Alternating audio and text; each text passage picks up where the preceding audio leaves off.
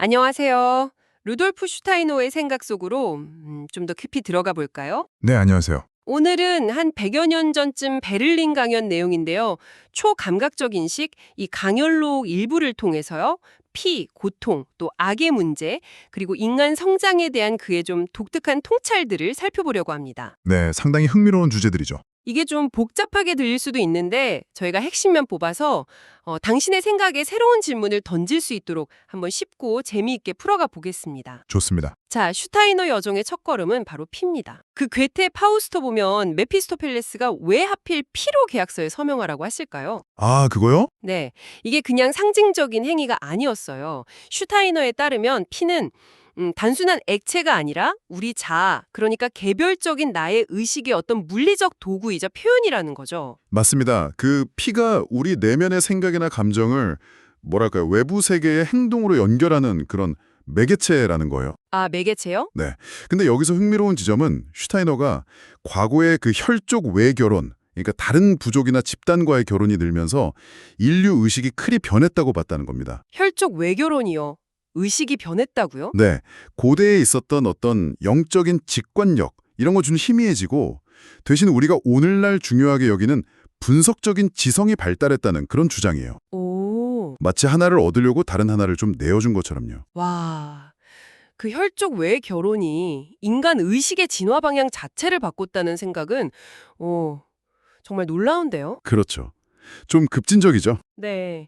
이건 당신의 정체성이나 뭐 조상에게 물려받은 것과 당신 고유의 경험 사이의 관계를 다시 생각해 보게 만들 수도 있겠네요. 네, 충분히 그럴 수 있습니다. 그러면 피가 이렇게 자아랑 깊이 연결된다면 우리 삶에 좀 어려운 경험들 있잖아요. 예를 들면 고통이나 심지어 악 같은 거요. 이건 어떻게 이해해야 할까요? 아, 고통과 악이요? 그 고대 그리스 비극 작가 아이스킬로스가 고통으로부터 지식이 자란다고 했잖아요. 네네. 슈테이너 역시 고통을 잠깐 성장의 필수 요소처럼 봤습니다.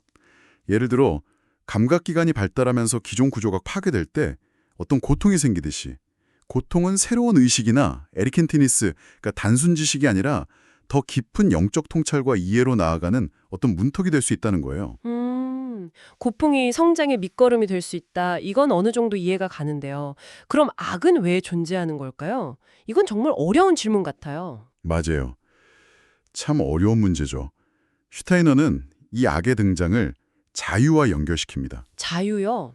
네, 자기 인식이 발달하면서 필연적으로 자기 사랑, 즉 이기심이 가능해졌다는 거죠. 아, 자기 인식 때문에 이기심이 생겨났다. 그렇죠. 이 이기심이 바로 악의 뿌리가 될 수도 있지만 동시에 이기심, 즉 악과 이타심, 선 사이에서 자유롭게 선을 선택할 가능성 또한 열어주었다고 본 겁니다. 그러니까 악이 있어야 오히려 선을 자유롭게 선택할 수 있다. 네, 그런 셈이죠. 악의 가능성이란 자유로운 선의 선택을 위한 필수적인 배경이다. 뭐 이랑 상당히 급진적인 설명입니다. 와, 악이 자유로운 선을 위한 배경이라니. 삶의 시련이나 인간 본성의 좀 어두운 면을 이런 관점에서 바라본다면 당신의 경험 속에서도 뭔가 예상치 못한 의미를 발견할 수도 있겠군요. 네, 그렇죠.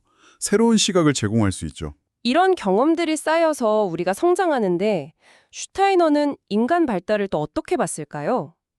그는 우리가 눈에 보이는 육체 말고도 식물처럼 생명력을 지닌 에테르체, 동물처럼 감정을 느끼는 아스트랄체, 그리고 인간 고유의 자아로 이루어져 있다고 설명합니다. 네, 맞아요.